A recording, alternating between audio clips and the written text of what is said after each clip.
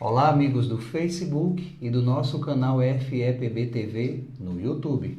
Aqui estamos eu, José Queiroz, e a nossa queridíssima Mari Lourdes, Olá, para juntos com vocês iniciarmos mais um programa Página Aberta.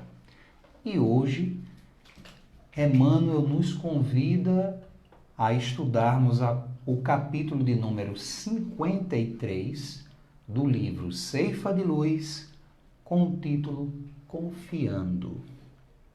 Será que esse tema está atual hoje, Mary? oh, E é baseado em Marcos, capítulo 11, versículo 22. Então, página aberta conosco e vamos ao estudo. isso, Queiroz. Marcos, não é, no capítulo... Desculpe aqui, versículo 22, o capítulo é 11. No capítulo 11, no versículo 22, né, que é o nosso ponto, mas nós vamos trazer um pouco o contexto, né, dessa passagem, que Jesus vai sempre, né, a gente repete muito isso, o Cristo, ele utilizava da vivência do local onde ele estava, das circunstâncias naturais para ensinar. Se fosse da pesca, da agricultura, do rebanho. Então ele utilizava do contexto da vida daquelas pessoas para que ele pudesse, as pessoas pudessem entender do que ele falava de algo tão profundo, mas ele utilizava através das suas parábolas e exemplos do cotidiano daquelas pessoas que elas absorviam profundamente seus ensinamentos. E é justamente isso que acontece, né? Jesus vai passando, né, com as pessoas, caminhando, e ele teve fome. E tendo visto, ele olhou e viu ao longe que havia uma figueira. E essa figueira tinha folhas. E foi lá ver se acharia nela alguma coisa. E quando ele chegou, nada achou, senão realmente as folhas, porque não era tempo de figo.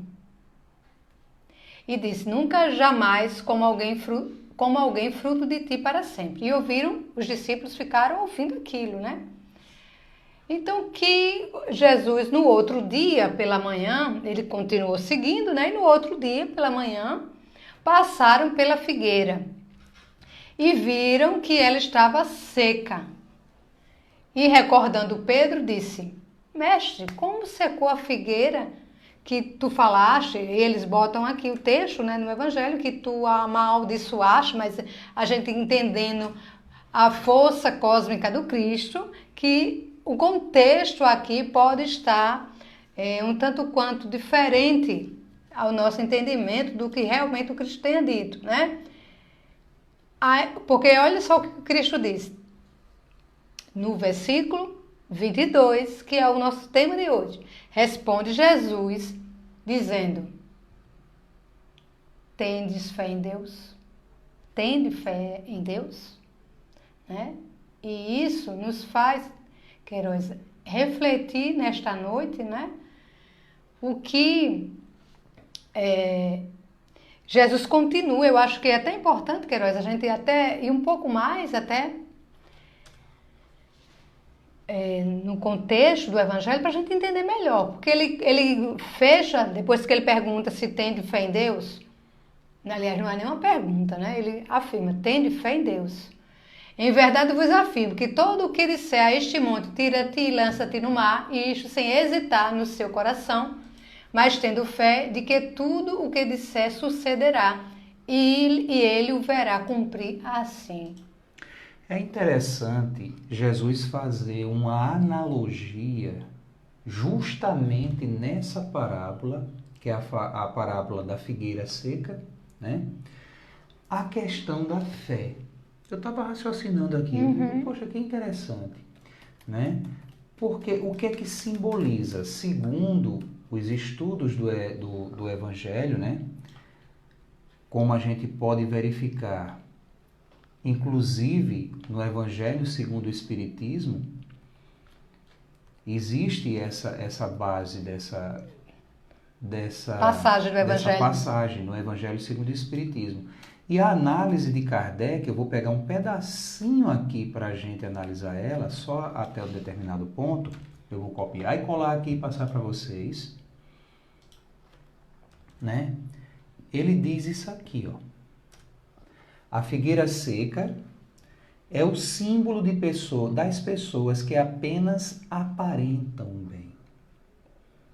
E a gente está vendo aí mais do que nunca nesse mundo de contextos das mídias sociais, né? Onde a comunicação ela é instantânea. A gente vê como isso hoje tem uma realidade muito mais viva e aparente. Literalmente só solta aos olhos. Imagina naquela época, né? Mas, na realidade, nada produzem de bom. Elas são apenas aparentam o bem. Elas apenas aparentam o bem, mas na verdade nada produzem de bom. Aí vai falando, né? Dos oradores, que possuem mais brilho do que solidez. Olha o que chama a atenção da palavra do Evangelho. Dos oradores que possuem mais brilho do que solidez. Eu colocaria um adjetivo no brilho, né? Como sendo o orgulhoso. E a solidez como sendo uma base de humildade e sabedoria, né? Dotados de verniz das palavras, de maneira que estas agradam aos ouvidos. Mas, quando as analisamos, nada revelam de substancial para o coração. Olha mesmo. Nada revelam de substancial ao coração.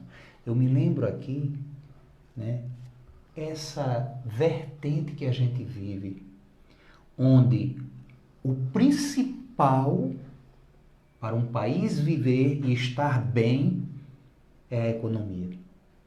Sim. Não é? Verdade. Isso aqui encaixa demais nesse contexto. A economia, o valor econômico. Pois é, inclusive, eu não me lembro quem foi, nesses dias, eu ouvindo uma reportagem, né? Não me lembro onde foi, mas que salta a realidade do que a gente vê e vivencia. Que a economia, ela tem que existir como qualquer coisa que a gente tenha de material, né? De passagem nesse mundo, ela tem que existir para servir ao homem, mas nós estamos vivendo um momento em que o homem é que tem que servir a economia. Licença. Né? Entendem? E vocês acham que concordam comigo que está sendo assim? Né? A economia, como tudo no mundo, o dinheiro, as riquezas, o conhecimento, né? Tudo, ele tem que servir ao homem. Existem como possibilidades do progresso, do crescimento, mas para servir ao homem. Quando qualquer coisa externa à essência divina, ao espírito, à alma, ela começa a ter mais valor do que o divino, do que o essencial, está errado. Não tem como perecer, não tem como frutificar. É uma verdadeira figueira seca. Né? Então, isso aqui está muito evidente nos dias atuais. E a gente já vê alguns regimes em países outros aí já explodindo. A população já chega no nível que não aguenta mais. Aí começa a vir as revoluções, começa aquela história, né? Os desagrados com as realidades, não satisfeitas na integridade da coletividade, porque infelizmente o regime atual da maioria do planeta é um regime excludente, né? É um regime que visa apenas pequenos grupos em detrimento da maioria, em detrimento de uma grande população. E a gente está vivendo muito isso no nosso país atualmente, inclusive com algumas tentativas de mudanças de políticas públicas que foram instituídas e constituídas em lei, que são verdadeiros retrocessos, né? E em nome justamente do econômico, do material. Não é do bem comum, né? Está havendo uma luta exatamente, está havendo uma luta nesse sentido. Obviamente, aqui ninguém está querendo partidarizar lado A nem lado B. A gente está levando no contexto de uma análise de fatos. Uma análise de fatos. Né? Que a gente precisa estar muito atento, meus irmãos. Porque o Cristo, ele nos ensinou um caminho e que muitas vezes, justamente por apontar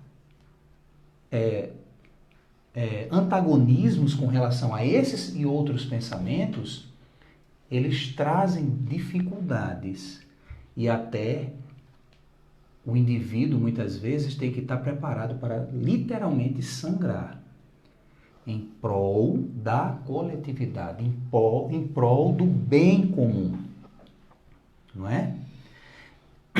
E aí, quando ele vê aqui, né, quando ele diz, quando as analisamos, nada revelam de substancial para o coração, e quando acabamos de ouvir, perguntamos, que proveito tivemos? Né? Aí eu coloquei o outro ponto aqui como reticência, porque o texto diz mais coisas. É também o símbolo de todas as pessoas que podem ser úteis e não são. Sim. Podem ser úteis e não são. Então, essa questão toda, ela embate no aspecto, por isso que eu achei interessante, né, quando eu falei no início, dentro de fé, Marilodes, dentro do contexto do que é a fé, que muitas vezes a gente tem a pequena, a parca, a tímida ideia de que seja só mera crença. Sim. Né?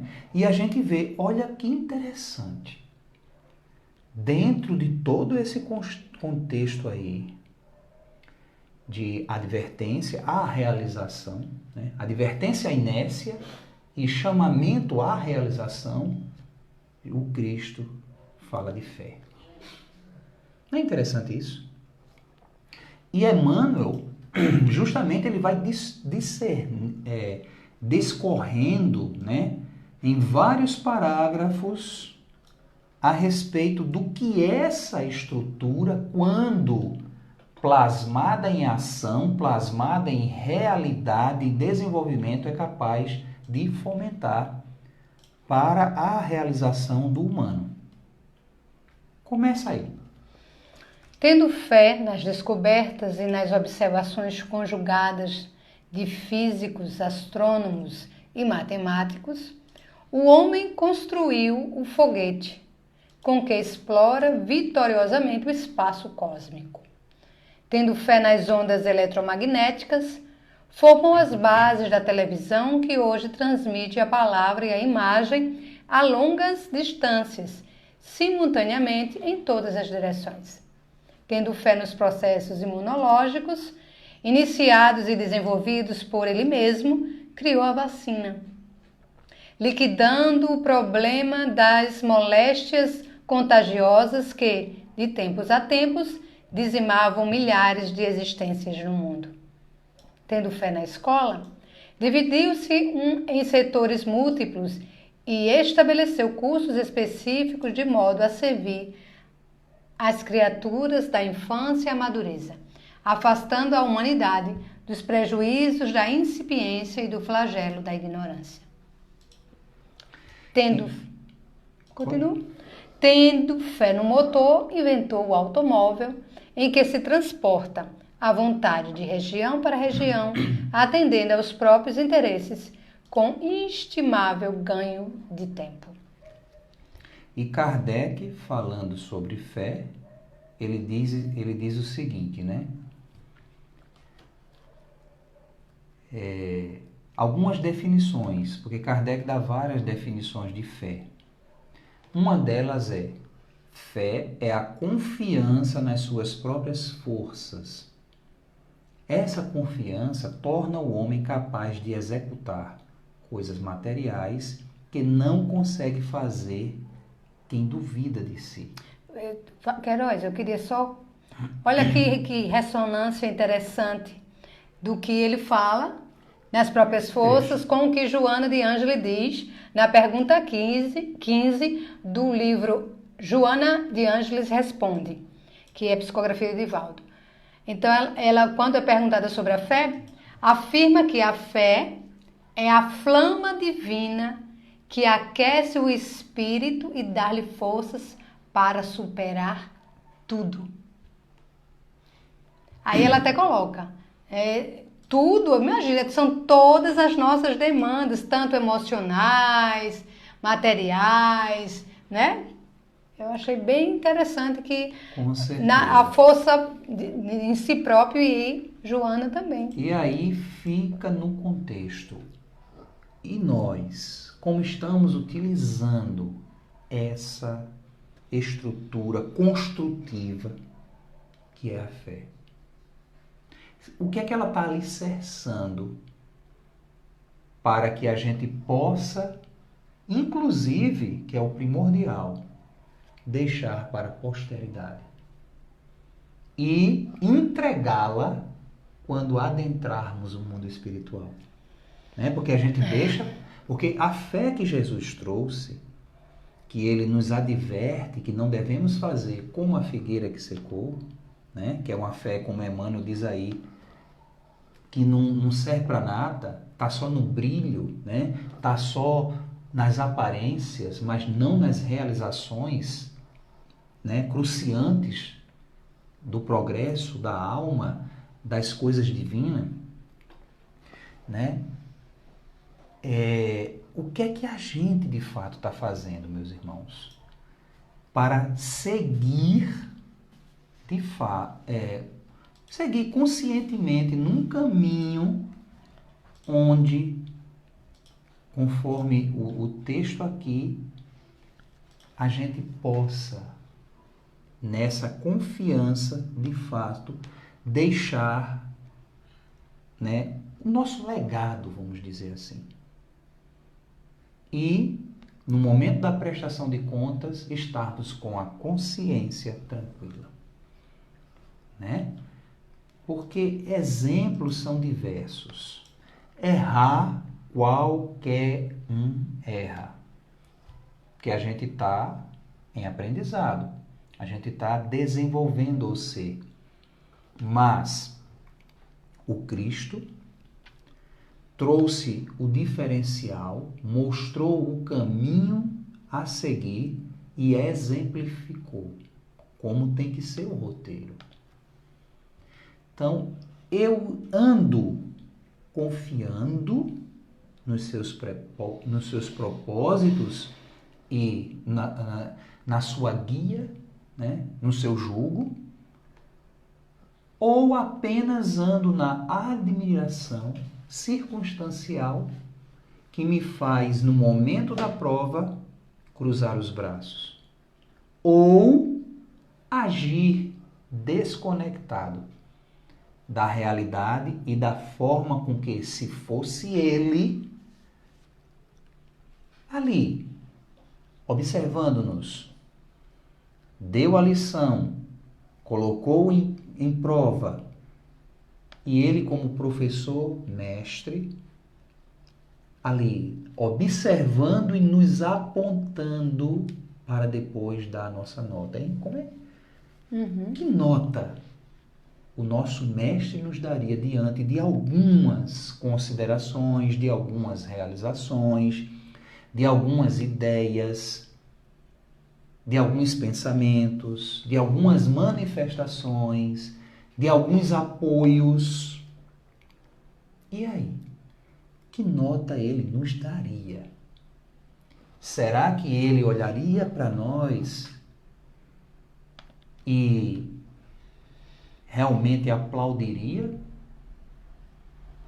Testificaria que a gente anda tendo fé de fato em Deus, na realização do nosso progresso? Ou ele nos advertiria como advertiu e, assim, metaforicamente falando, condenaria a nossa falta de frutificação? Porque a figueira, ela representa isso.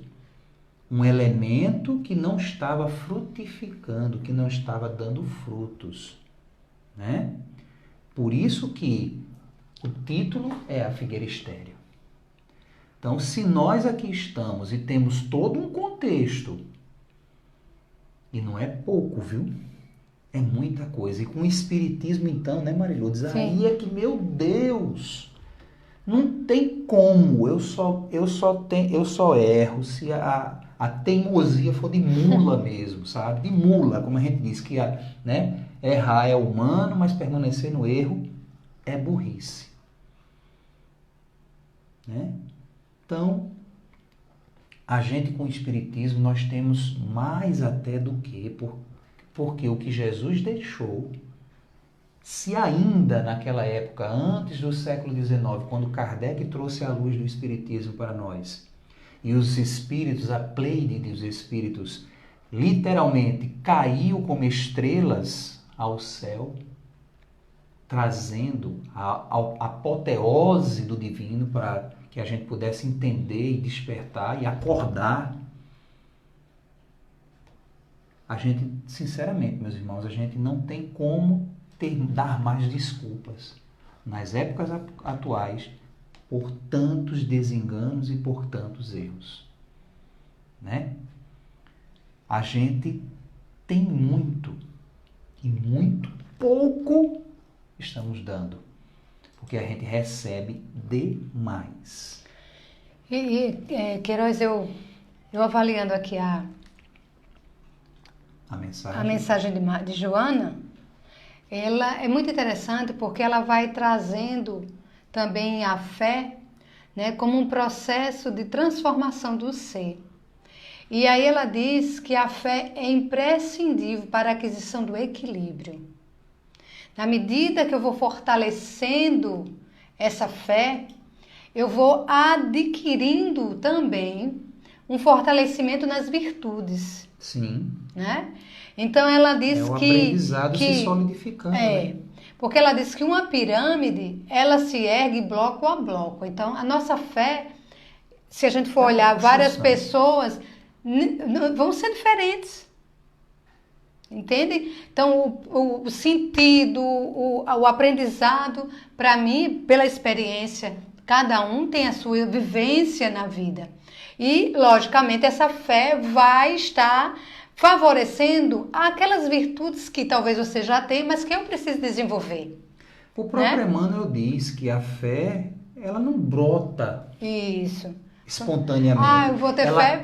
Cresce a toque de muito esforço, de muita experienciação.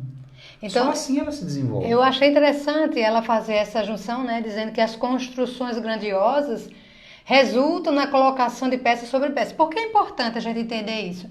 Porque você que está nos ouvindo pode dizer, Mary Queiroz, mas a minha fé não é tão forte assim a ponto. Então, o que o Cristo está dizendo é que a gente precisa construir para chegarmos nessa fé. Essa fé robusta que vai nos auxiliar ao enfrentamento das vicissitudes da vida. E para isso eu preciso compreender em que lugar eu estou. Quais são os meus medos, né? Quais são as minhas dificuldades, para que eu encontre caminhos. As minhas virtudes. Sim, porque, porque eu preciso fortalecer. A gente não pode, você mesmo me ensina muito isso, a gente não pode focar muito no negativo. Exatamente. Mas eu tenho virtudes, por mais besteiras e erros que eu já fiz ou ainda faço, mas eu tenho virtudes. Afinal, você fazemos partes do divino, nós temos a essência da luz dentro de cada um de nós. E estamos aqui para aprender a brilhar. Mas esse brilho não é o brilho do orgulho, não é o brilho da vaidade, não é o brilho de passar por cima do outro e levantar o nariz e achar que venceu, onde o outro ficou ali atrás chorando. Isso não é vencer. Né? Porque a vida, ela vai se perpetuando em círculos, né? Em círculos de movimento, e cada ação minha favorecerá uma resposta da vida e uma reação ao real propósito que eu, né, idealizei, que eu desenvolvi. E uma coisa interessante. E a resposta ela vem, viu? Cedo ou tarde. E outra coisa interessante, Queiroz, que ela fala, né, que a fé ela é necessária para a aquisição do equilíbrio. Ela vai dizendo também que a gente vai precisar nos fortalecer com um antídoto muito importante, que é a prece. Porque o que é a prece? Não é apenas a gente fazer uma oração mecânica, mas ela é um modo, olha o que Joana disse, a prece é um modo de canalizar a inspiração superior que possa constituir fonte geradora de preservação do necessário capital da confiança. Porque através da prece a gente abre um espaço para receber as intuições. Então, meu Deus, o que é que eu faço para aumentar a minha fé? Uma coisa básica e simples é a gente começar a dialogar com a espiritualidade.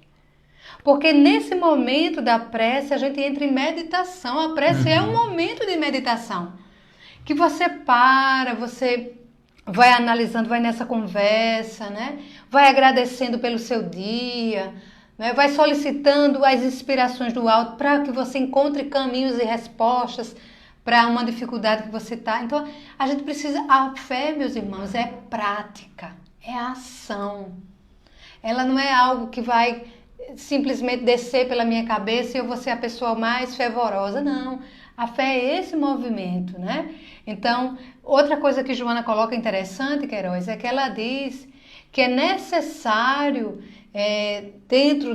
ela bota o exemplo da semente, muito parecido também com o Evangelho, né? Que a semente, ela é a latência, vamos dizer, está latente na alma a fé, a energia da fé, porque ela é um embrião de vida.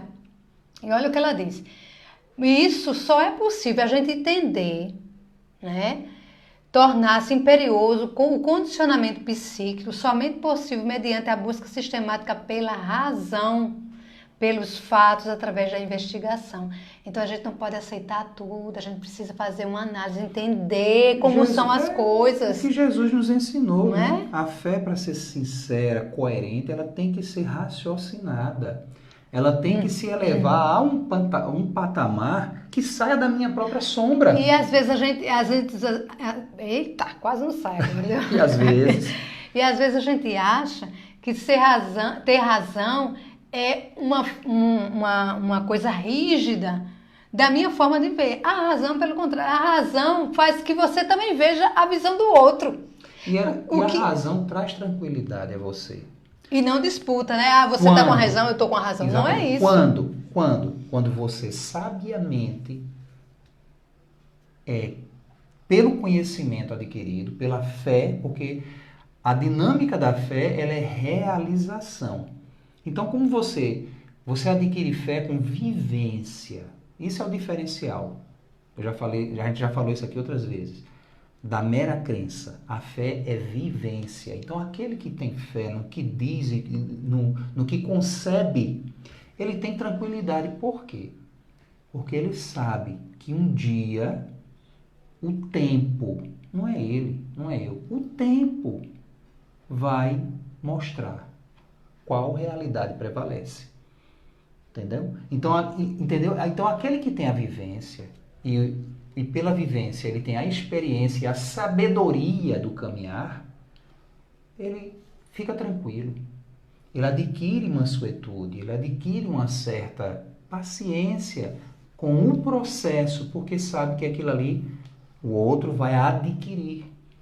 Óbvio que ele pode dar o conselho, ele pode chamar a atenção, mas você não tem como fazer o outro engolir a força. O outro muitas vezes vai querer bater a cabeça na parede, vai querer se rasgar todo, né? Vai procurar o caminho do sofrimento. Mas é o caminho que ele escolheu para poder chegar lá. E ele vai chegar lá. Porque confiança a gente tem que ter nas questões, como Emmanuel diz aqui no textinho, tende fé em Deus. E aí a mãe, o pai, ele ciente do dever bem cumprido, se ele vê ali as coisas não andarem adequadamente, ele continua fazendo, mas com tranquilidade e confiando que Deus está fazendo a parte dele, né? Que isso é o diferencial. Aí Emmanuel, Mary, ele conclui, depois de dar todas essas exemplificações do poder material da fé, porque até agora Emmanuel falou do poder material da fé, de transformar a realidade. Porque a fé tem esse potencial de transformar a realidade que a gente vive. É verdade. Não é? Aí ele diz, assim também, confiando nos ensinamentos do Cristo e praticando-os como se faz necessário, a criatura edificará a sua própria felicidade. O caminho não é outro não, viu? É esse aqui. Entretanto, qual acontece ao foguete, à televisão, à vacina, à escola e ao automóvel, que ele deu os exemplos aqui de transformação e realização, que funcionam segundo os princípios em que se baseiam, porque tem toda uma ciência, tem todo um exercício, tem toda uma insistência e perseverança até você culminar com a realização, né? O que Emmanuel inclusive está mostrando aqui é que não vai de jeito nenhum na inércia, no esperar que as realizações se processem. Não. Você vai ter que labutar, você vai ter que ralar, literalmente ralar. Você vai ter que, muitas vezes, até cair, mas tem que confiar em Deus e se levantar, como diz a música, né? Levanta, sacode a poeira, dá a volta por cima e continua. Continua porque aquele que está no caminho acertado, robustecido na fé, ele consegue, ele chega lá, ele encontra, como Emmanuel diz aqui, o caminho da própria felicidade. A gente precisa ter essa confiança no divino que há em nós, né? Que jamais, em hipótese alguma, nos abandona. E aí ele prossegue terminando. Todos esses, né? O automóvel, a escola, que funcionam segundo os princípios que se baseiam, a fim de oferecer os frutos preciosos ao auxílio ao homem, no auxílio ao homem, a fé, nas lições de Jesus, só vale, presta atenção, só vale devidamente se for usada. Prática, vivência, é desenvolver a compaixão, é desenvolver a empatia, é caminhar da inteligência para a sabedoria, é novamente colocar o processo na coerência do correto. Que o que eu desenvolvo, o que eu realizo, ciência econômica, desenvolvimento de tecnologia, desenvolvimento de um bem, desenvolvimento de um equipamento, de um automóvel, tudo isso é para servir a humanidade. É para servir a humanidade. Então eu tenho que aprender a desenvolver um leque de responsabilidade em tudo isso. Responsabilidade no consumo, né, Mary? Sim. Responsabilidade no dever das questões, das escolhas, das políticas públicas, includentes, sempre includentes, jamais excludentes, né? Aí sim eu estarei no caminho, né? Bem-vindo vocês, nós tivemos aqui a presença de algumas pessoas, tem até um tal de tesourismos IL e TCC, né? Então, boa noite, você aí, dessa instituição aqui de Bahia, nos seguindo, um abraço no coração fraterno. E aí estamos quase chegando lá, né? Nesse contexto de trabalhar a fé raciocinada.